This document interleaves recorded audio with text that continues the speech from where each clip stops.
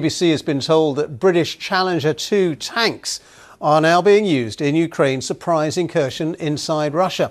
Ukraine is expanding its military operation in the Russian region of Kursk and even setting up an administrative office there. Well, a senior commander has claimed that Ukrainian troops have now advanced a further 1.5 kilometres. That's in the last 24 hours. He says they now control 1,150 square kilometres of Russian territory and have seized 82 settlements. But Russia is insisting its forces are pushing Ukraine back. So that's the latest on the ground. Rebecca, how do you see this? Well, it's clearly a bold move by Ukraine. Do you think it's risky? Do you think it's dangerous? I mean, for example, we're seeing British tanks now operating on Russian soil. I think it's a huge shift in the way in which Allied weaponry, hard military equipment has been used in this conflict. So when we started off this conflict, it was quite clear that the West did not want its military hardware to be used within Russian territory or even against Russian military targets. And what this has done is it's actually shifted that to say that actually the West is willing to have its missiles, its military hardware used on the Russian side of the border. Now, it's not initially clear why Zelensky did this. It's a huge surprise. But one thing that has certainly happened is that it's made us ask a lot of questions. So, for example, the West has been very, very careful about the nuclear issue around all of this. It's been incredibly careful not to disrupt the Russians too much, not to provoke a nuclear response. So one reason for doing this might be to test Russian reactions to all of this.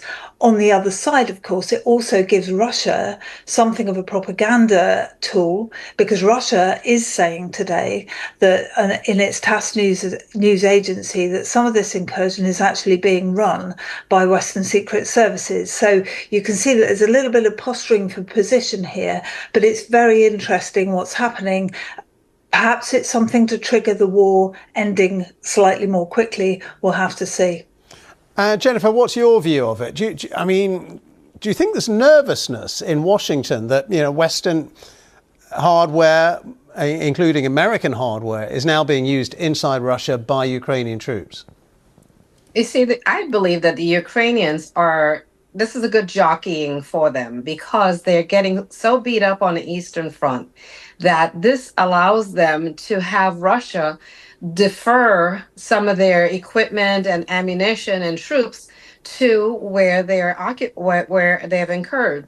So this way they can free themselves up to have a little relief on the eastern side, while Russia is trying to scurry and see what we're going to do now since the incursion occurred. How are we going to deploy troops? And we know they're depleted in that. How they're going to deploy some of their munition.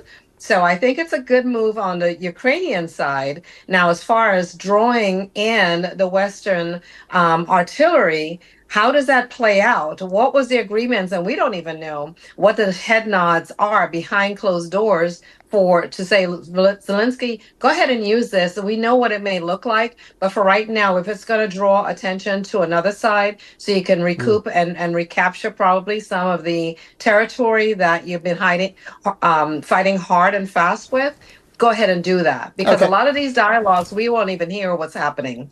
Can I just ask you, Jennifer, what do you think is Donald Trump, your Republican candidate for the White House? What is he going to do if he wins the White House?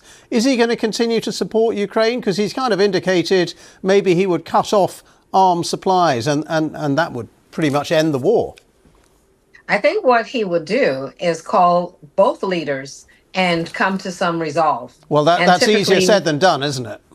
It is easier said than done. But if they know that his either threats of saying, I'm going to hold back supplies, or I'm going to have sanctions, or I'm going to do something or other that's not militarily on both ends, to make them come to the table and say, okay, this territory you can have, we're going to stop the firing, we're going to move forward and have amicable agreements.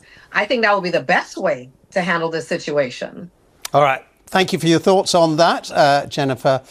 and Rebecca. We'll be back with you in just a moment, but for now we're going to take a break because around the world and across the UK, you're watching BBC News.